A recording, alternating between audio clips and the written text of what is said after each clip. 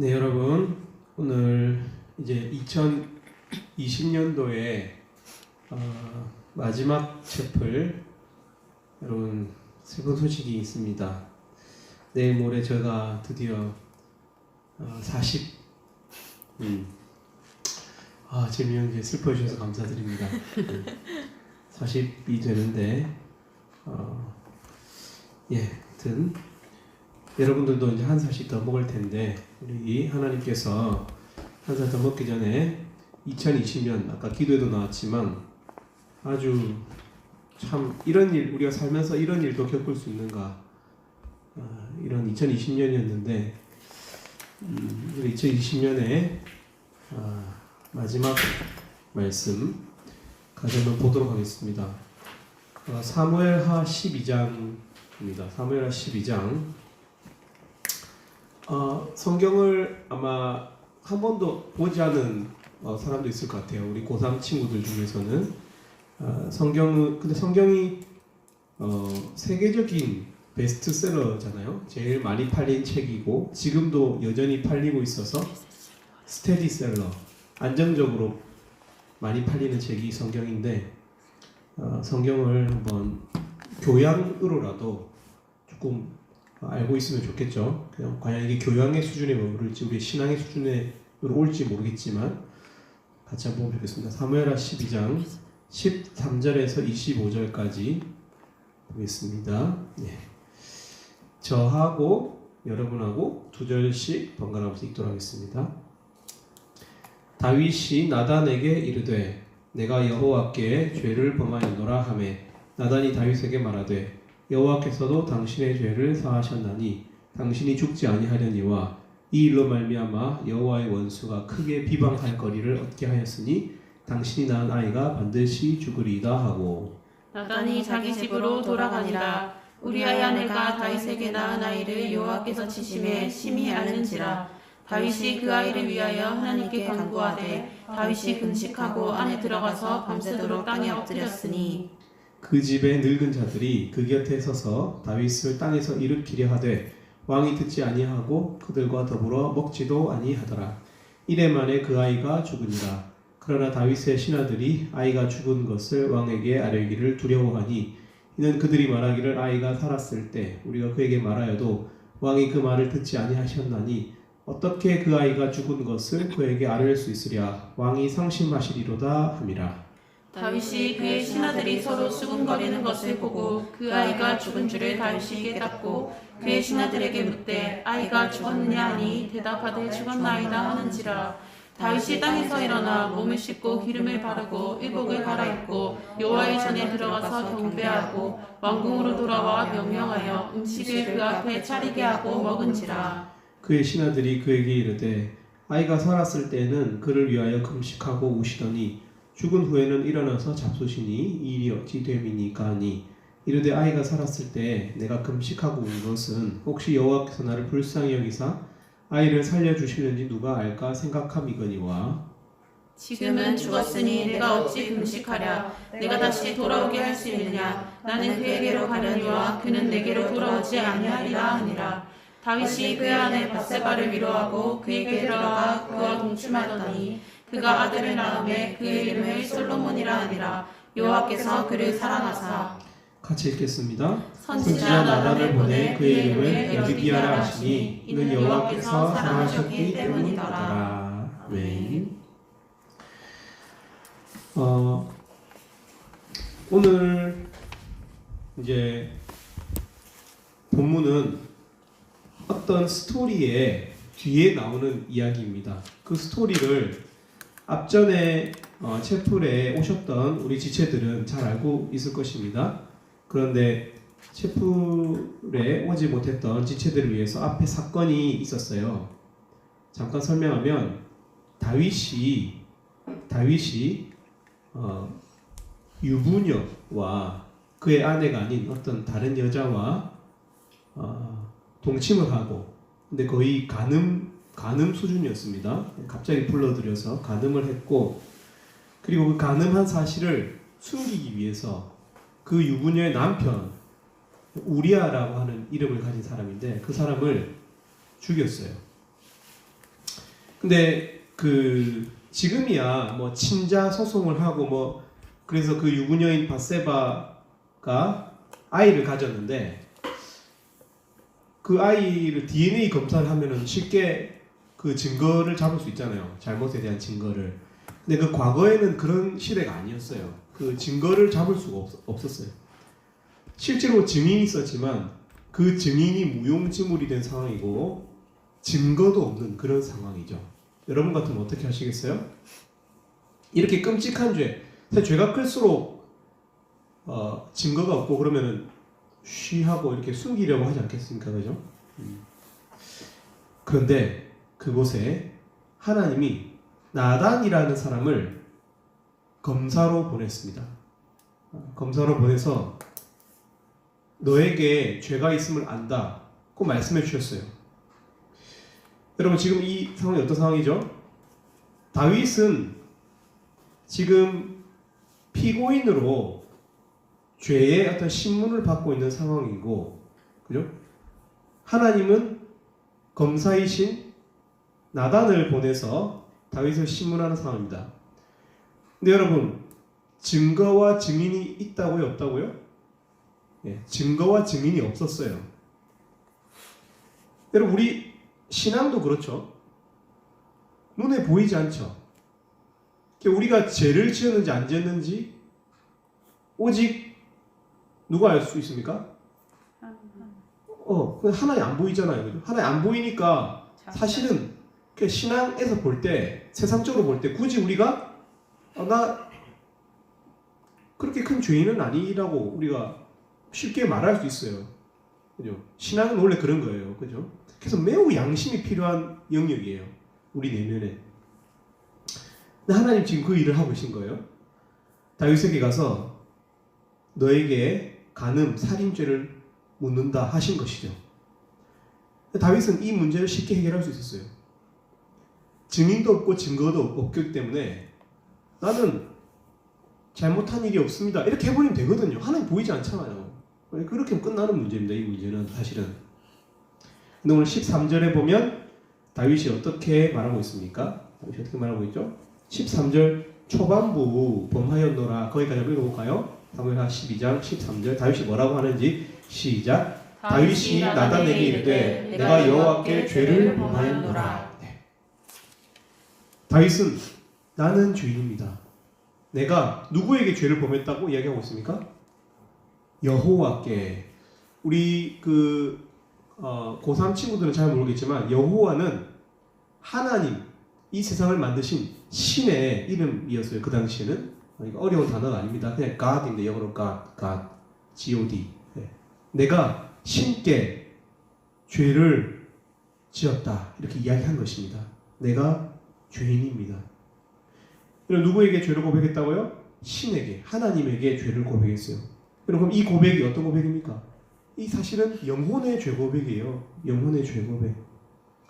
우리가 사람한테는 우리가 구체적으로 뭔가 잘못한 것이 있으면 거기에 대해서 빌어야 되는데 지금 다윗이 잘못한 사람이 이 세상에 있어요? 없어요. 다윗이 죽인 사람, 우리아는 이 세상에 없기 때문에 다윗은 지금 누구에게도 사과할 필요가 없어요. 누구에게도 죄 고백할 필요가 없고요. 증거도 없기 때문에 이 문제를 살짝 덮으면 돼요. 다윗이 어떻게 했습니까? 내가 여호와께 죄를 범했노라. 다윗은 지금 믿음으로 죄를 고백하고 있는 것입니다. 여러분, 지금 다윗은 사람들에게 죄가 발각이 되었기 때문에 어쩔 수 없이 죄를 고백한 게 아니에요. 내가 훔친 물건이 나왔거나 아니면 내가 어떤 사람의 옆구리를 칼로 찔렀는데 그 사람이 살아서 다윗에게 온 게 아니에요. 지금 사람들에게 죄가 발각된 게 아니라니까요. 여러분, 사람들이 모르면 우리는 덮잖아요. 안 그렇습니까? 우리는 뻔뻔하게 말하잖아요. 증거를 가져오라고. 나는 그런 적 없어요. 나는 그렇게 나쁘지 않아요. 여러분이라면 어떻겠습니까? 만약에 이 살인죄가 성립이 되면 어떻게 돼요? 사형이 선고되죠. 그러면 더더욱 증인이 없고 증거가 없으면 어떻게 돼요? 사람이 더 뻔뻔해지지 않을까요? 원래 그렇습니다. 더 심각한 죄 앞에서는 사람이 더 뻔뻔해지게 되어 있어요. 여러분 같으면 철저하게 숨기지 않겠습니까? 눈에 보이는 사람들이 중요하기 때문에 사람들이 모른다면, 사람들이 여러분을 알 수 없다면, 여러분의 진짜 정체를 모른다면 여러분 더 뻔뻔해질 수 있지 않겠어요? 아무 죄가 없는 것처럼 굴지 않겠습니까? 그러나 다윗은 다시 한번 여호와께 내가 죄를 범하였노라 이야기하고 있습니다. 다윗은 왕이었어요. 왕은 눈앞에 있는 검사 따위는 쉽게 제거할 수 있었어요. 당신이 왜 나한테 기분 나쁘게 하느냐 하면서 제거할 수 있었지만 다윗은 마치 그 검사가 하나님이라도 되느냐, 나단이라는 사람 앞에서 내가 하나님께 죄를 범했습니다. 내가 죄인입니다. 라고 고백했어요. 다윗은 눈에 보이는 사람 앞에서가 아니라 보이지 않는, 바로 눈에 보이진 않지만 우리 옆에 계시는, 지금도 우리 예배를 받으시는 하나님께 믿음으로, 영혼으로 반응하고 있는 것입니다. 보이지 않는 하나님을 무시하는 신앙 없는 모습이 아니라 눈을 감고 바로 이곳에 계시는 하나님께 고백하고 있는 거예요. 하나님, 제가 죄인입니다. 내가 당신께 죄를 지었습니다.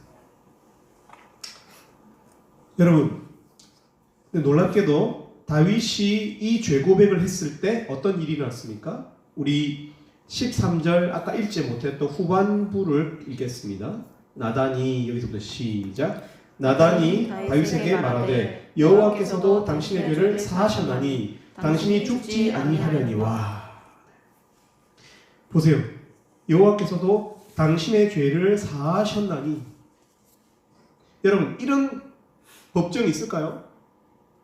살인죄거든요. 살인죄 청부살인입니다. 죄질이 아주 나빠요. 청부살인, 자기 손에 피를 묻히지 않았지만 직접 죽였어요. 그러면 어떻게 됩니까? 무죄면 석방이지만, 다윗이 뻔뻔히 우겨서 무죄가 되면 석방이지만, 유죄면 내가 죄인이다, 그죠? 유죄가 인정되면 어떻게 됩니까? 형량이 나오죠. 죽어야 돼요. 다윗의 죄목은 살인이기 때문에 죽어야 돼요. 근데 어떻게 하십니까? 세상에는 없는 선고가 내려져요. 이 법정에서는. 여러분, 이것을 믿으셔야 돼요. 이것을 믿으셔야 돼요. 하나님은 이렇게도 하실 수 있어요. 마땅히 죽여야 되는데 여호와께서도 당신의 죄를 사하셨다. 여러분, 제가 이거 영어로 한번 읽어볼까요? 못하는 영어, 조금 서툰 영어지만 The Lord has taken away your sin. The Lord has taken away. Take away는 제거하다 이런 뜻입니다. Lord has taken away your sin. 여러분, 여기서 쓰인 시제가 뭡니까? 시제. has taken. have pp 이 뭡니까? 현재 완료입니다. 현재 완료. had가 아니고 has taken away. 현재 완료. 이게 무슨 말입니까? 이게 무슨 말이에요? 이 시제가 무슨 의미를 갖고 있어요? 지금 바로 이 순간에 너의 죄가 용서되었다. 언제 용서되었어요? 다윗이 여호와께 죄를 범하였노라 하매, 다윗이 내가 여호와께 죄를 범하였노라 그렇게 말했을 바로 그때, 다윗이 죄 고백을 하였을 때 바로 그 시점, 현재 완료로 The Lord has taken away David's sin 이렇게 되는 거죠. 바로 그 시점에 현재 완료형으로 죄가 용서되었다고 성경이 분명히 말하고 있습니다. 무엇을 의미합니까? 죄 고백의 중요성이에요. 마음으로 그래 내가 좀 나쁘긴 하지, 근데 참 내가 교회도 다니고 좀 사람 됐네, 여러분, 마음의 어떤 그런 것이 아니라 입으로 고백하고 시인하는 것, 죄를 고백하는 것. 여러분, 죄를 고백할 때 하나님께서 용서하신다는 사실이에요. 이것이 바로 여호와께서 당신의 죄를 사하셨다, 현재 완료로 이 문장이 쓰인 것의 의미입니다. 여러분, 죄 고백이 중요하다는 것을 메시지가 강조하고 있는 거예요. 여러분, 당신은 죽지 아니하려니와, 이게 무슨 말입니까? 당신은 원래 죽었어야 된다는 뜻이죠, 그죠? 죽었어야 되는데, 니도 알고 나도 아는데 니는 죽었어야 된다는 거죠. 죽지 아니하려니와, 이게 무슨 말? 너는 원래 죽을 죄인이라는 거예요. 죽을 죄가 용서될 수 있다는 거예요. 그럼 죽을 죄가 용서될 수 있습니까? 세상에서 여러분 정말 여러분에게 죽여야 될 만큼 잘못한 사람이 있으면 여러분 용서할 수 있겠어요? 그냥 조금만 나한테 잘못한다든지 말로 실수한다든지 나한테 뭔가 이렇게 사람들 앞에서 이렇게 책을 잡는다든지 그죠? 쪽팔리게 한다든지 이렇게 하면은 그것만 해도 우리 용서 못 하는데 진짜 저 사람 내가 죽여야 되는 어떤 그런 잘못을 하면 여러분 용서될 수 있겠어요? 당신이 원래 죽었어야 된다. 당신이 죽지 아니하려니와 너는 원래 죽었어야 되는데 하나님이 용서하신다는 거예요. 언제? 죄 고백할 때. 여러분 하나님은 죽어야 될 죄인도 용서하신다는 사실 이건 너무 믿기 어려운 사실이긴 합니다. 사실은. 왜냐하면 이런 용서는 우리가 세상에서 경험하기가 참 쉽지 않거든요. 그래서 이 말이 늘 듣는 말이지만 하나님이 진짜 나를 완벽하게 용서하실 수 있는가? 예, 용서할 수 있다고요. 그리고 새로운 기회를 주십니다. 여러분 하나님을 향한 진실된 죄 고백에는 힘이 있습니다. 힘이 있어요. 새로운 삶이 열려요. 누가복음 5장에 보면 베드로라는 사람의 죄 고백하는 장면이 나옵니다. 거기 읽어보면 베드로가 예수님의 어떤 그런 전능한 능력을 보았어요. 특히 자기가 전문가라고 자부했던 그 물고기 잡는 이 환경에서 자기보다 더 한 번도 이렇게 새파란 젊은이가 아주 초월적 능력을 갖고 초월적 지식을 갖고 있는 것을 보고서는 이 사람 하나님이구나. 신 앞에 자기가 있다는 사실을 알았어요. 근데 그때 베드로가 뭐라고 이야기합니까? 어떻게 고백합니까? 나는 죄인입니다. 주님 나를 떠나십시오. 주의 나를 떠나소서. 나는 죄인입니다. 라고 고백했어요. 여러분 우리는 베드로의 죄가 뭔지 몰라요. 성경에 안 나오니까. 베드로가 과거에 어떤 죄를 지었는지 몰라요. 우리는. 혹자는 그냥 베드로가 어떤 하나님 앞에 서게 되면 사람이 움츠러들어서 나는 그냥 원래 죄인이지 이렇게 생각할 수 있다고 하는데 더 많은 주석에 의하면 베드로에게 실제로 과거에 잘못한 전례가 있을 거라고 봅니다. 하나님 앞에 섰을 때 우리가 잘못한 것이 떠오른다는 거예요. 여러분 그가 과거에 어떤 죄를 지었는지는 나오지 않습니다. 다만 예수님이 하나님이라는 사실을 알게 된 베드로가 이분께는 내가 자기 죄를 고백할 수밖에 없음을 이렇게 바로 깨달았다는 거예요. 바로 느꼈다는 거예요. 그래서 나는 죄인입니다. 나를 떠나십시오 이렇게 얘기했습니다. 어떻게 합니까? 다윗도 마찬가지였어요. 다윗도 어떻게 했어요? 다윗도 그 정도 잘못한 사람은 죽어야 된다고 자기 자신한테 기회를 박탈했잖아요. 자기 삶의 기회를 박탈했거든요. 다윗도. 근데 베드로도 그렇게 합니다. 나를 떠나십시오. 어떻게 합니까? 자기 기회를 스스로 박탈하고 있잖아요. 그러니까 우리는 우리의 죄를 진실되게 대면할 때 결코 가벼워질 수가 없는 거죠. 무겁고 마음이 나는 죽어야 된다. 나는 더 이상 기회를 가질 수 없다. 이렇게 생각하게 된다는 거예요. 근데 예수님께서 어떻게 하십니까? 무서워하지 말라. 이제 후로는 네가 사람을 취하리라 하고 베드로에게 말씀해 주셨어요. 여기서 중요한 단어가 뭡니까? 이제 후로는 이라는 단어예요. 이제 후로는 미래가 있는 사람만이 가질 수 있는 단어예요. 미래가 있어야 이제 후로는 이 이후로부터는 라는 말을 쓸 수가 있는 거예요. 베드로는 그 자신도 주님 나를 떠나 주십시오. 나를 포기하십시오. 이렇게 말하는 자기 자신의 기회를 박탈하는 자기 자신도 자기를 용서하지 못하는 이런 상황에서 예수님께서는 그 베드로의 죄 고백 위에 이제 후로는 하시면서 그에게 미래를 열어주고 계십니다. 여러분 이것이 바로 죄 고백의 힘입니다.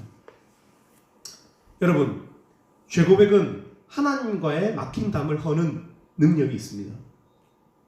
여러분 그렇다고 우리가 착각해서는 안 됩니다. 죄 고백이 마치 어떤 열쇠라도 되는 것처럼 착각해서는 안 돼요. 하나님은 로봇이 아니세요. 죄 고백이라고 하는 알고리즘을 넣으면 어떤 인풋을 하면 그 알고리즘에 의해서 자연적으로 용서 이렇게 아웃풋이 나오는 그런 AI 로봇이 아니세요. 다만 적어도 죄인된 우리의 입장에서 우리가 우리 죄를 겸손히 인정해야 한다는 의미입니다. 여러분들 제가 한 가지 비밀을 알려드릴까요? 이거 진짜 영업 비밀인데 알려드릴까요? 여러분? 네. 네, 하나님은 로봇은 아니시지만 제가 성경을 읽으면서 진실된 죄 고백 앞에서 하나님께서 그를 버리시는 경우를 본 적이 없습니다. 그럼 본 적 있습니까? 본 적 있으면 그 본문을 저에게 가져오세요. 하나님은 로봇은 아니시지만 진실된 죄 고백하는 사람 앞에서 하나님이 그를 버리시는 것을 본 적이 없어요. 하나님은 죄를 세상 그 어떤 것보다도 혐오하시는 매우 공정하신 공의 그 자체이신 하나님이시지만 동시에 자녀를 매우 불쌍히 여기시는 엄청난 동정심을 가지신 분이 하나님이시죠. 저는 최근에 강아지를 좀 키우고 싶어서 유튜브로 레브라도 리트리버를 이렇게 검색하고 있어요. 레브라도 리트리버 새끼 한번 키워보고 싶어가지고. 근데 검색하면 검색할수록 내가 책임져야 될 일이 너무 많다는 사실을 알게 되었고 더 이상 키울 수 없다는 사실을 점점 깨닫고 있습니다. 가져오면 저 옥상에 방치할 거거든요. 옥상에 추운 오늘 같은 날 옥상에 때문에 레브라도 리트리버 떨면서 그죠? 그렇게 있을 건데 그런 저를 보면서 근데 제가 그때 느낀 게 뭐냐면 그때 느낀 건 아니고 레브라도 리트리버 새끼를 보면 느낀 게 원래 디자이너가 디자인을 할 때는 그 디자이너의 철학이 들어가잖아요. 그죠? 내가 좋아하는 색깔을 쓰게 되고 내가 좋아하는 모양을 만들게 되죠. 세상에 있는 모든 새끼는 정말 귀엽습니다. 하나님이 왜 자녀들을 그렇게 귀엽게 보호해주고 싶게 용서해주고 싶게 새롭게 기회를 주고 싶도록 잘못해도 울고 있으면은 일단 달래고 싶도록 누가 만들었어요? 이 누가 디자이너예요? 이 하나님이시죠. 하나님께서 얼마나 약한 것들 죄 고백하는 그 떨리는 심장을 하나님께서 불쌍히 여기시는지를 깨닫게 되더라고요. 레브라도 리트리버 새끼 보니까 골든 리트리버 새끼 더 귀엽더라고. 골든 리트리버 털이 너무 많이 빠졌을 때 레브라도 리트리버 전향했는데 걔도 키우기가 쉽지 않더라고요. 여러분 정말 아무 문제가 없는 사람들입니까? 여러분 진짜 여러분에게 아무 문제가 없다고 여기는 이유는 사실은 믿음이 없기 때문이 아닐까요? 만약 정말로 하나님이 살아계시다면 그리고 그 하나님께서 여러분의 숨은 모습을 아신다면 간음급의 음란함 그리고 살인급의 분노 여러분 그 마음을 아신다면 여러분 이 시간 우리에게 정말로 하나님께 고백해야 될 죄가 없는 사람들 맞습니까 여러분? 여러분의 그 마음속에 있는 그것들을 옆 사람이 여러분 아몰레드 디스플레이로 여러분을 보고 있다면 여러분의 마음 상태를 본다면 여러분 관계할 수 있겠습니까? 어떤 사람 인간관계 할 수 있겠어요? 여러분 이 시간 하나님께 겸손한 마음으로 나아갈 수 있기를 바랍니다. 불쌍히 여기면서 불쌍히 여겨달라고 간구하면서 나아갈 수 있기를 바랍니다. 하나님께서 새로운 삶의 기회를 주실 것을 믿습니다. 여러분 그런데요 여기 보면은 하나님께서는 다윗의 죄를 용서하셨지만 14절에 보면 이런 말씀을 하십니다. 우리 14절 말씀 한번 같이 읽어볼까요? 사무엘하 12장 14절 말씀 같이 읽겠습니다. 시작. 이 일로 말미암아 여호와의 원수가 크게 비방할 거리를 얻게 하였으니 당신이 낳은 아이가 반드시 죽으리이다 하고 하나님은 다윗을 용서하셨습니다.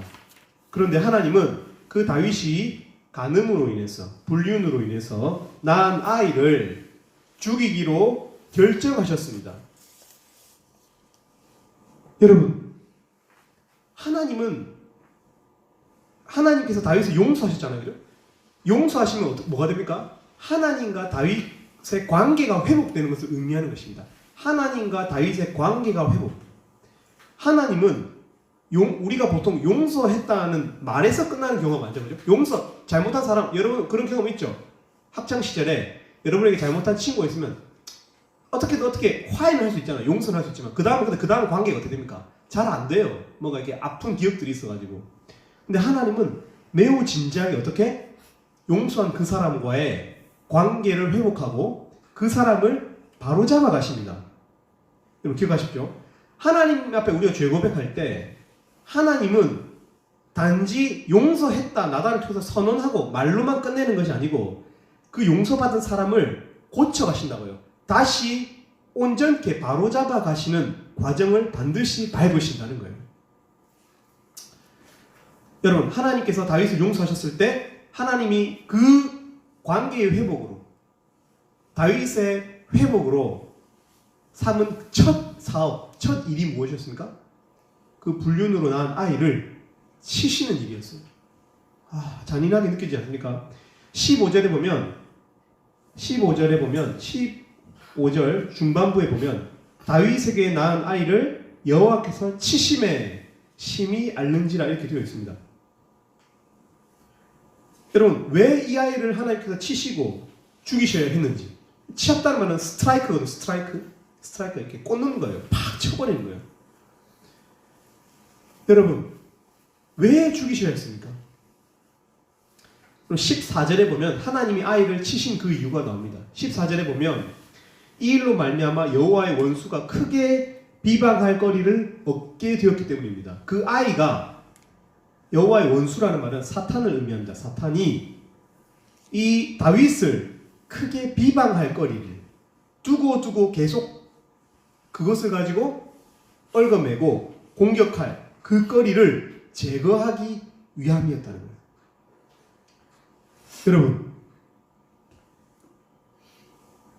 여러분 한번 이 15절 전반부 15절 다 읽어볼까요? 15절 한번 읽어볼까요? 시작. 자기 집으로 돌아가니라. 우리아의 아내가 다윗에게 낳은 아이를 여호와께서 치심에 심히 앓는지라. 여러분, 왜 사탄이 다윗을 이 아이를 통해서 비방합니까? 여러분, 방금 전에 우리가 읽었던 이 문장에서는 도저히 이해가 안 되는 한 문장이 나왔어요. 15절에 뭐냐면 우리아의 아내가 다윗에게 낳은 아이라는 문장입니다. 다시요. 우리아의 아내가 다윗에게 낳은 아이. 여러분, 이 말이 맞는 말이에요? 틀린 말이에요? 우리아의 아내가 다윗에게 낳은 아이. 혜림자매님 오늘 반주 주셔서 감사합니다. 혜림자매님, 우리아의 아내가 다윗에게서 낳은 아이란 말이 잘못된 겁니까? 잘못되지 않은 겁니까? 왜 잘못됐죠? 아니, 생물학적으로 아무 문제가 없잖아요. 우리아의 아내는 남자 여자예요? 여자죠.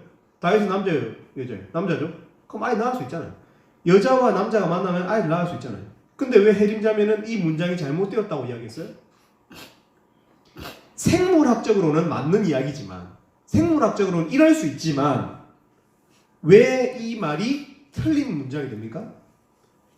혜림자매가 지금 잘못됐다고 했잖아요. 지금 다윗을 비방한 거예요.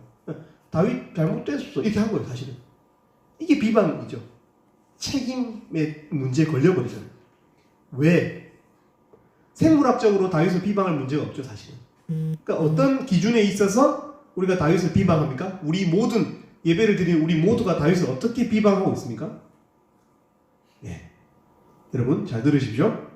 그것은 윤리. 도덕이에요. 율법이에요. 다윗은 그의 약점인 무너진 율법의 상징인 이 아이와 함께 살 수도 있었어요. 다윗은 그의 비방거리인 이 부서져 버린 그의 윤리, 도덕인 이 아이와 함께 살 수 있었어요. 그런데 하나님께서 어떻게 하십니까? 하나님은 다윗과 관계를 회복하고 그 다윗의 삶을 다시금 회복시켜가는 과정에서 어떻게 하십니까? 이 아이를 먼저 치십니다. 하나님께서 어떻게 하고 계신 거예요 지금? 다윗의 인생에 무너진 율법을 다시 세우고 계신 거예요. 부서진 도덕을, 금이 간 윤리를 다시 세우고 계신 거예요. 왜 이렇게까지 하십니까? 여러분, 만약 다윗이 이런 문제를 또 만나게 되면 한 번 실수했었던 사람은 또 넘어지거든요. 또 넘어져요. 또 실수해요. 우리가 원래 그렇잖아요. 그죠? 하나 잘못한 게 있으면 연쇄적이에요. 죄라는 것이. 그리고 또 어떻게 해요? 다른 사람의 이런 잘못을 보면서도 어떻게 합니까? 적극적으로 중재하거나 그 일을 해결하지 못해요. 왜냐하면 다른 사람에게서 이 문제를 발견해도 다른 사람에게서 이 죄가 보인다 하여도 다윗 스스로가 떳떳하지 못하기 때문에 늘 그 문제에서 헤매게 됩니다. 그래서 큰 실수는 사람의 힘을 이처럼 빼버리는 거예요. 그런 면에서 볼 때 하나님의 이 처사는, 이 아이를 치신 이 처사는 좀 냉정해 보이지만 다윗의 삶을 가꾸어 가시는 하나님의 사랑이라고도 볼 수 있어요. 여러분, 도덕이 중요합니다. 한 번 실수는 쉽게 더 큰 잘못으로 이어집니다. 다윗도 간음에서 살인으로 죄가 옮겨갔어요. 나중에 보면 암논의 간음 사건이 압살롬이라고 하는 사람의 살인 사건이 되었어요. 똑같이 간음이 살인이 되고 간음이 살인이 돼요. 성경은 무엇을 이야기하고 있어요? 죄의 사슬이 무섭다는 거예요. 끊지 못하는 죄의 사슬이 무섭다는 거예요. 그런데 그렇게 스스로 그 사슬에 걸린 다윗에게 하나님이 어떻게? 가위를 들고 서신 거예요. 여러분, 죄를 고백하는 것으로 끝나지 않습니다. 바로 그 문제를 바로 잡아야 돼요. 그 첫 시작은 무너진 율법을 바로 세우는 것입니다. 사소한 작은 죄를 미워하고 멀리하는 것에서부터 여러분 시작하셔야 돼요. 우리 지체들 코로나 때문에 올 한 해 얼마나 우리가 각자 서로가 서로를 돌보지 못하고 각자 개인적인 삶에서 허덕였을 거로 예상이 됩니다. 여러분, 그래서 사소한 작은 죄가 많을 거예요. 제가 보기에는. 여러분, 그러나 성경은 말하고 있습니다.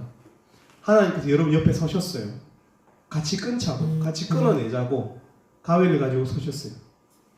세상의 기준으로 여러분 잘잘못을 바라보지 말고 성경의 그 고상한 윤리로 돌아가셔야 돼요. 그리고 세상 기준으로 하향평준화 되지 마세요. 여러분 친구들 한 과에 60명, 70명 과사에 친구들 그 중에서 90%가 한다고 여러분이 안 해도 돼요. 틀렸으면 틀린 거예요, 여러분. 하향평준화 되지 말고 정말 진정한 신앙인으로서의 로열티, 노블십을 누리실 수 있기를 바랍니다. 더 고상한 윤리를 실천하실 수 있기를 바랍니다. 마지막으로 우리 이제 16절에서 21절까지의 내용인데요. 이 내용을 우리 다 같이 아까 읽어봤지만 이 장면을 보면 아주 의아한 그런 내용이 나옵니다. 먼저 18절에 보면 이 태어난 아이가 며칠 살았습니까? 이 세상에서?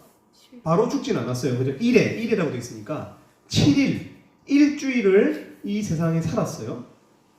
여러분, 근데 어쩌면 이 뒤에 나오는 이 16절에서부터 21절까지의 이 내용은 어쩌면 이 아이가 일주일을 살았기 때문에 생긴 내용이죠. 그죠? 그래서 이 부분이 성경의 메시지화 되어서 우리에게 다가오고 있습니다. 그 메시지가 무엇일까요? 16절에서부터 21절에 나오는 다윗의 모습은 정말 의아합니다. 16, 17절에 보면 다윗은 아이를 살려달라고 금식하면서 먹지도 않고 땅에 엎드려 하나님께 기도했습니다. 여러분, 일주일 동안 음식을 한번 끊어보세요. 어떤지. 그만큼 상심이 컸다는 거예요. 이 아이가 아플 때, 죽어갈 때 살려달라고 기도했어요. 하나님 살려주십시오. 기도했어요. 근데 18절에 보면 이 아이가 죽었어요. 이 아이가 죽었는데 다윗의 신하들은 지금 두려움에 빠졌어요. 여러분 이해되죠? 신하들이 두려움에 빠진 게 이해되죠? 왜 두려움에 빠졌습니까?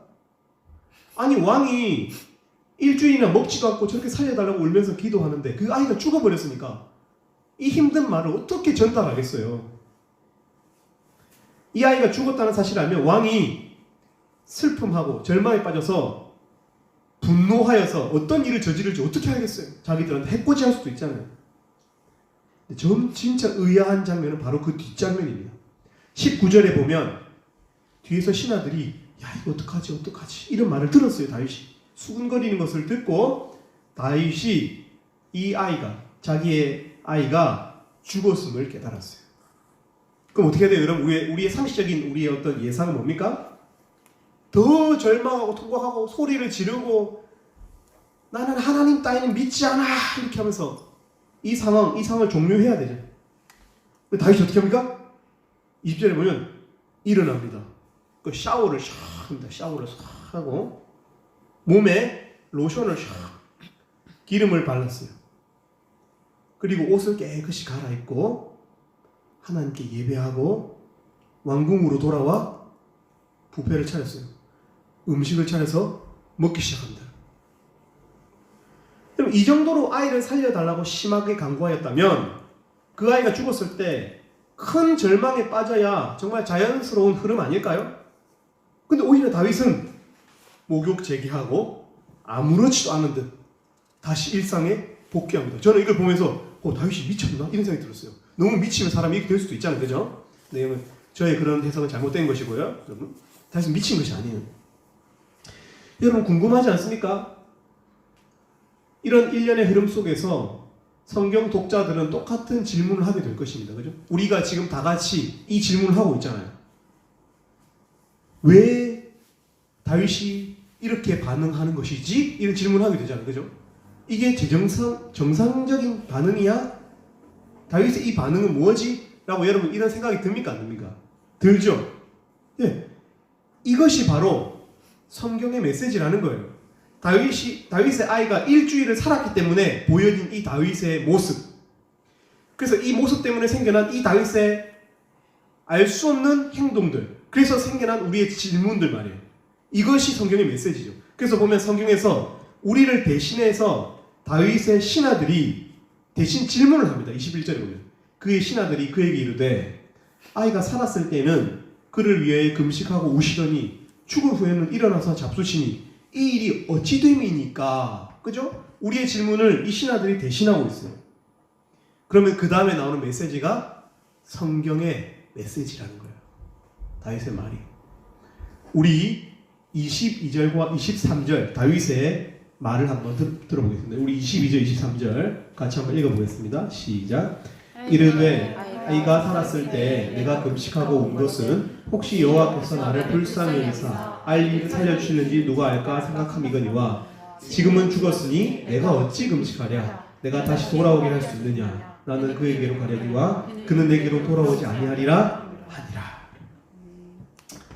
여러분 이게 무슨 말입니까? 혹시 하나님이 살려주실지 몰라서 내가 금식하고 울었지만 이 아이가 죽은 것은 하나님이 그를 데려가신 거라는 거예요. 그래서 하나님께 내가 부탁했지만 그가 데려가셨으니까 그가 갔다고 표현하고 있거든요. 그가 가셨으니 이 일을 인정하고 이 일을 내가 인정하겠다는 거예요. 이 일을 내가 동의하겠다는 거예요. 하나님이 이 아이를 데려가셔야 된다는 이 결정을 동의한다는 거예요. 동의하지 못할 때 어떻게 합니까? 때를 쓰죠. 아 도대체 왜 나한테 이런 일이 벌어졌어? 하잖아요. 근데 어떻게? 다윗이 그의 이 차분한 모습을 통해서 하나님께서 아이를 데려가신 그것에 대해서 내가 인정한다는 거예요. 동의한다는 거예요. 여러분 성경이 지금 무엇을 말하려고 하는 거예요? 다윗의 어떤 모습을 말하려고 하는 거예요? 여러분 잘 들으십시오.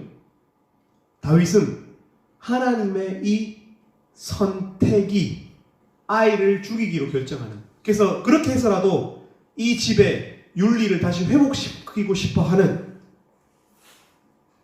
사탄의 비방거리를 제거하고자 하는 하나님의 이 선택이 어떻게?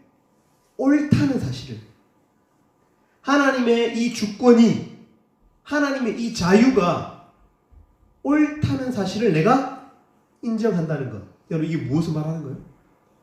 신뢰.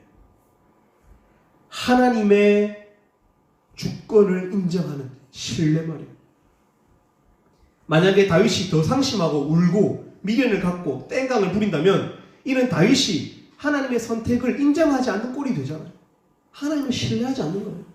그러나 다윗은 하나님이 아이를 데려가셨음을 그것이 하나님이 하신 일이라면 그의 선택이 옳음을 자신의 쿨한 태도를 통해서 드러내고 있는 거예요.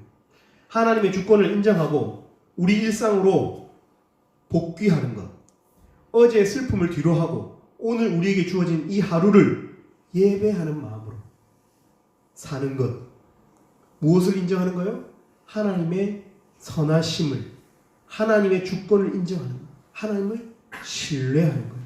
하나님을 신뢰한다는 말은 내가 틀릴 수 있고 그분은 늘 맞다는 것을 인정하는 거예요. 내가 상심하는 이 감정, 미련을 갖는 이 마음이 틀렸다고 자기 스스로에게 인정하는 것이죠.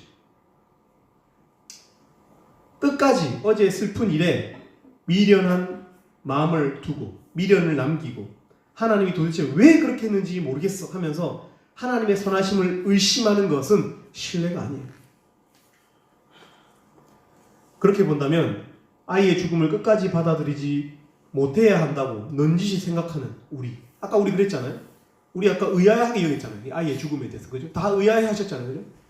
그럼 우리는, 그리고 여기 나오는 신하들은 하나님의 선하심에 대해서 약간은 의심했던 거죠, 사실. 오히려 다윗의 이런 반전적 태도야말로 하나님의 선하심을 믿는 태도라고 할 수 있다는 거예요. 우리 혜림자매님 BGM 좀 깔아주시기 바랍니다. 오늘 혜림자매에서 오랜만에 여러분 BGM 나갑니다, 여러분. 네.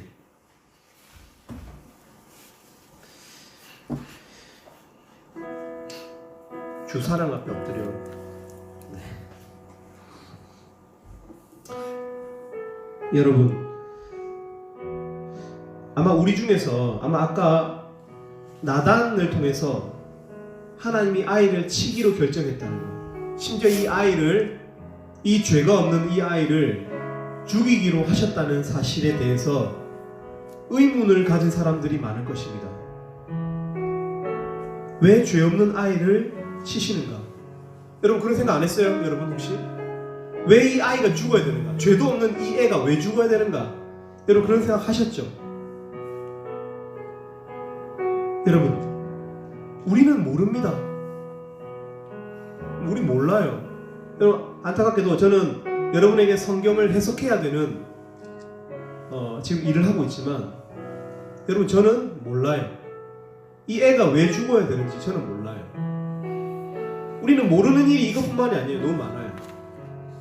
근데 여러분 우리는 모르지만 아는 게 있어요. 그게 뭡니까? 하나님이 선하신 분이라는 사실이죠. 하나님이 선하시다는 사실을 우리가 알아요. 그래서 우리가 하나님을 신뢰할 수 있어요. 여러분 근데 우리가 지금 너무 무덤덤하게 이 본문을 좀 대하고 있는 것 같은데 우리 지금 어디에 있는 겁니까? 어디에 앉아서 지금 예배 드리고 있는 겁니까? 상갓집이죠. 상갓집이에요. 상갓집. 태어난 지 일주일 된 애가 죽었어요. 상갓집 위에서 우리가 예배를 드렸어요. 누가 제일 슬플까요? 아이 잃은 부모입니다. 여러분. 저는 자녀를 잃은 부모를 봤어요. 그 미칠 것 같은 슬픔을 봤어요. 여러분. 충격적인 슬픔을 봤다고요. 쉬운 이야기가 결코 아니에요. 다윗이 뻔뻔해 보이고 아무런 일이 없는 것처럼 보이는 게 아니에요, 여러분. 다윗에게 왜 슬픔이 없겠어요? 근데 왜 이 슬픔의 마음이 하나도 안 보이죠, 이 본문에서? 자기의 슬픈 감정도 절제하고 하나님을 향한 이 신뢰가 얼마나 중요한지를 우리에게 깨워주고 있는 거예요. 다윗은 실제로 24절과 25절에 보면 그 바세바와 다시 동침해서 아이를 낳았는데 이름을 솔로몬이라고 했어요. 솔로몬이라는 이름은 평화라는, 화평이라는 샬롬에서 온 단어입니다. 그러면 사실 다윗도 의연해 보였지만 평화로워 보였지만 사실 어땠다는 거예요? 심리적으로 평화롭지 않았다는 거예요. 자녀를 놓고 그 이름을 샬롬 평화라고 지었다고요. 솔로몬이라고 지었어요. 그 마음에 우리처럼 의문과 혼돈이 가득했다는 뜻이에요. 아들의 이름을 평화로 지은 것을 보면 그 마음에 평화가 없었다는 거예요. 첫째를 보내고 나서. 여러분, 이렇듯 우리에게 수많은 갈등과 슬픔, 힘든 일들, 모르는 것이 너무 많은 세상이잖아요. 그러나 여러분, 하나님을 신뢰하십시오. 하나님의 주권을 인정하십시오. 그 어떤 험악한 상황에서도 하나님의 선하심을 믿을 수 있기를 바랍니다. 24절과 25절에 보면, 오늘 메시지의 이 결론 부분에 보면 어떤 똑같은 문장이 두 번 반복되고 있습니다. 하나님께서 그를 사랑하사 여호와께서 사랑하셨기 때문이더라. 성경은 이 장례식장에서 하나님이 사랑하신다는 말을 반복하고 있어요. 하나님이 사랑하신다. 하나님이 사랑하신다는 거예요. 하나님이 다윗을 사랑하신다는 거예요. 하나님이 다윗을 사랑하신다는 거예요. 그럼 하나님 사랑하시는 하나님의 선하심을 믿을 수 있기를 바랍니다. 15절에 보면 우리아의 아내라고 지칭되었던 밧세바가 24절에 보면 비로소 다윗의 아내라고 칭해지고 있어요. 하나님은 다윗에게 아내를 주십니다. 하나님은 다윗에게 후계자인 솔로몬도 주십니다. 하나님은 다윗을 사랑하십니다. 때로는 이해할 수 없는 일이 벌어지더라도 하나님의 사랑을 믿으실 수 있기를 바랍니다. 2020년의 마지막 챕터입니다, 여러분. 하나님의 선하심을 인정하는 우리들이 되었으면 좋겠습니다. 그 어떤 상황에서도 이것보다 더한 비극이 올 수도 있는 거예요, 여러분. 2020년보다 더 참혹한 2021년이 안 되길 바랍니다. 근데 2021년이 될 수도 있고요. 우리 개인사적으로 어떤 일이 벌어질지 모르죠. 그러나 어떤 상황에서라도 하나님이 여러분을 사랑하신다는 사실을 믿으실 수 있기를 바랍니다. 그 하나님을 신뢰하실 수 있기를 바랍니다. 우리 주사랑 앞에 엎드려 이 찬양 같이 하나님께 올려드리고 예배를 마무리하도록 하겠습니다. 메시지 마무리하겠습니다.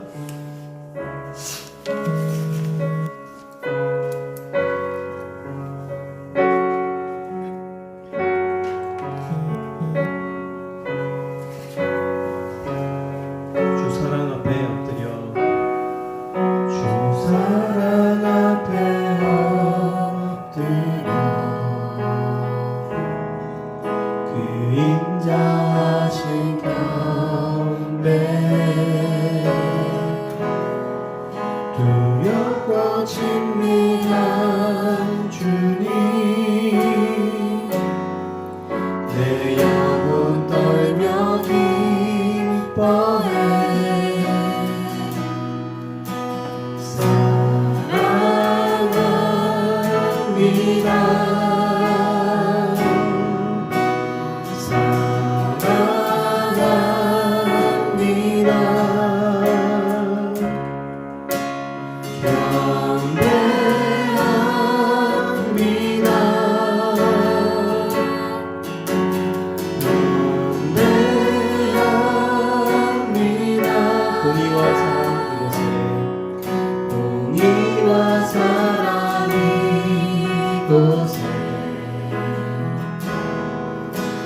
죄인 주 영광 앞에 죽임 당하신 어린 양 영원히 계신 하나님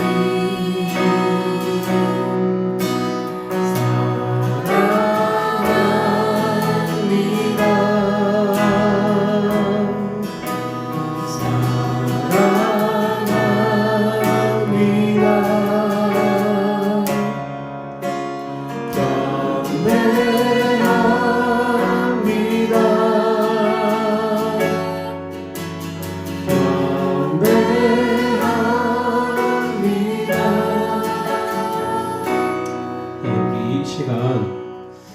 함께 2020년을 마무리하면서 기도했으면 좋겠습니다. 올 한 해를 여러분 잠깐 기도하는 가운데 돌아보실 수 있기를 바랍니다.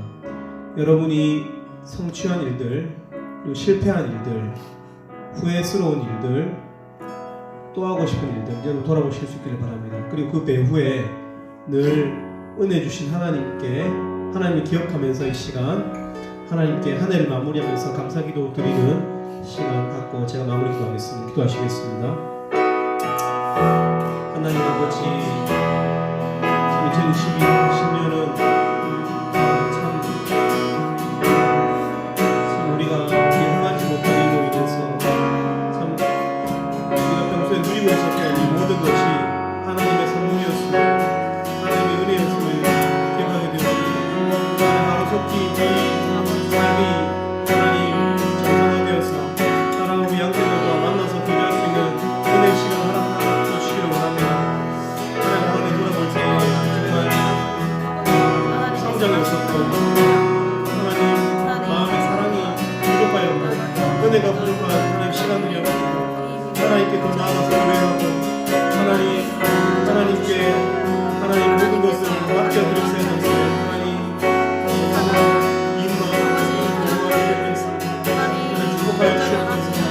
하나님의 은혜로 하나님의 사랑으로 또 하나님을 시작할 수 있도록 도와주시옵소서. 은혜와 사랑을 할 수 있도록 도와주시옵소서. 자, 기도하겠습니다. 하나님 아버지, 한 해를 잘 마무리할 수 있게 해주셔서 감사를 드립니다. 하나님, 참 하나님의 사랑이 없이는 정말 저희가 아무것도 할 수 없는 그런 존재이온데 하나님, 그 텅 빈 마음이 하나님 정상적인 것이 아닌데 하나님 그것이 정상인 줄 알고 하나님 발버둥치는 한 해였습니다. 하나님 새해에는 하나님의 은혜를 늘 간구하면서 매 순간 매 하루를 하나님의 은혜로 살 수 있도록 도와주시옵소서. 특별히 저희 말씀의 공동체이온데 하나님의 말씀으로 우리가 진리 안에서 강해지고 성장이 있는 내년이 될 수 있도록 도와주시고 진리만 있을 뿐만 아니라 하나님의 사랑의 온기가 공동체 가운데 가득하여서 하나님 많은 이 심신이 약한 우리 양떼들이 공동체로 와서 쉼을 얻고 하나님 안에서 이 교제하고 성장할 수 있는 또 한 해가 될 수 있도록 하나님 축복해 주시옵소서. 감사합니다. 예수님 이름으로 기도 올립니다. 아멘.